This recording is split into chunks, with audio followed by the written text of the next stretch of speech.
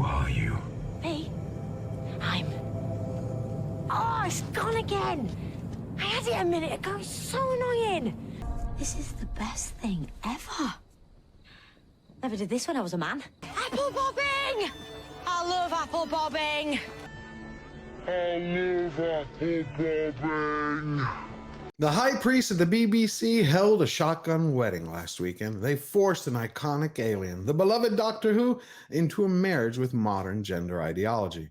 They've created a new show called Doctor Who Redacted.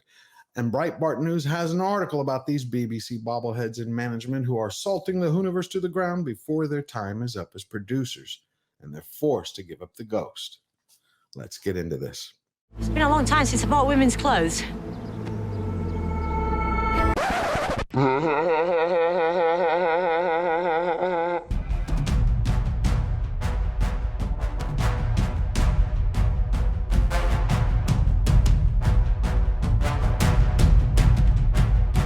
Welcome, everyone.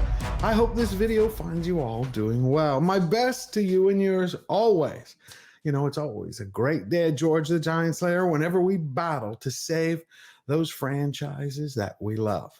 Unfortunately, right now, it's a sad day for all Doctor Who lovers because it's still being controlled by those identity politics activists as the BBC continues to sacrifice story at the altar of the agenda. Even when we all breathe the sigh of relief with Russell T Davies' imminent return, remember that even the master of Doctor Who is bound by the BBC Studios' DEI policies, their diversity, equity, and inclusion ideals that even Amazon has copied for their Rings of Power series. You know, they've carved and etched them in like they're the Ten Commandments. But this new show is a podcast. It's called, again, Doctor Who Redacted. Now, before you go on saying, George, I don't care about a podcast, remember that studios oftentimes use radio or podcasts as a form of A/B market testing, where they can test ideas and themes and see if there's an audience for it. Well, you and I both know that there is an audience for this material, not big enough that would justify any of the expense. But that doesn't seem to matter because someone has an ideology and a message that they wish to push. So let's get into this piece. The Breitbart headline is BBC to use Doctor Who to tell trans stories. The notionally apolitical broadcaster announced on the front page of the BBC News website that it would be using the venerable science fiction show, first aired in 1963, to let trans people tell trans stories, linking to a story about an upcoming podcast spinoff. What bothers me about that? See, whenever we sit down in front of a television or go to the movie theater, hopefully to watch something great, which hasn't been a lot lately, we're going there in order to take a few minutes break or a few hours from reality. We're going for escapism. But when someone injects their politics into it, when the real world crosses into the fantastical, that's no longer escapism. That's activist entrapment. That's what sends shivers up people's spines, making their blood boil till they're ready to burst. And you can't blame them. They're there to take a pause from reality, not be injected with more of it. It's a real first for the Doctor Who universe to have a cast that's completely led by women and completely led by queer women. Dawson said, insisting that it is important that every person who comes to Doctor Who brings their own little identity. Think about how much energy they're spending in order to bring political activism into someone else's time out, a break from all the stress of everyday life. Gentlemen, I've been doing a great deal of research, and I've decided the Decepticons need to become more politically correct. I'm a woman now.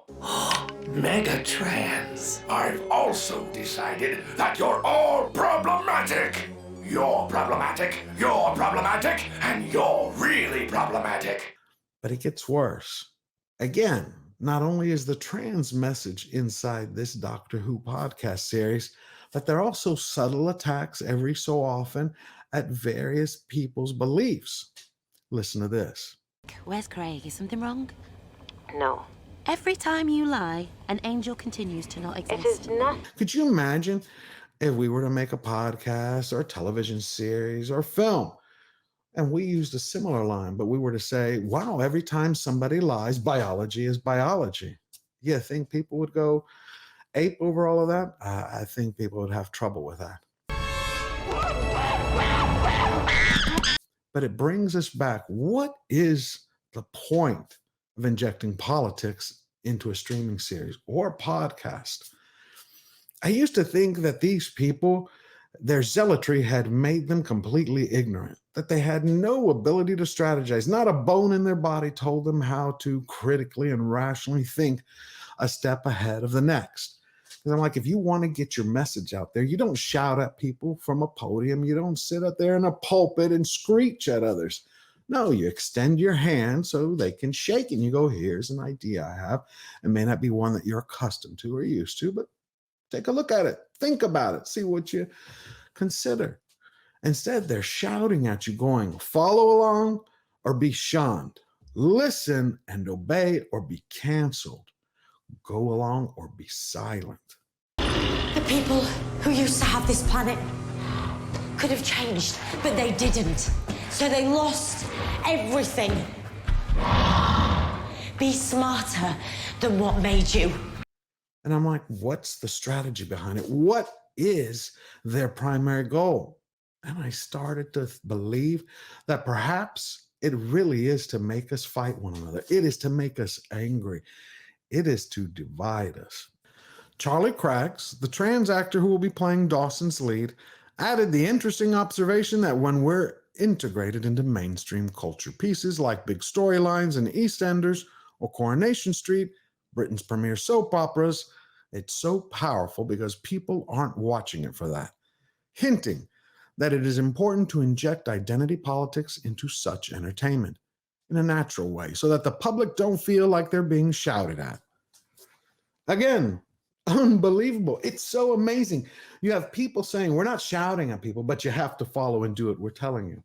See, when you listen to this podcast, and I advise you not to because it's going to drive you crazy, you're going to hear one attack after the other. First, it's on the family. Then it's on the interconnected bonds between a parent and a child.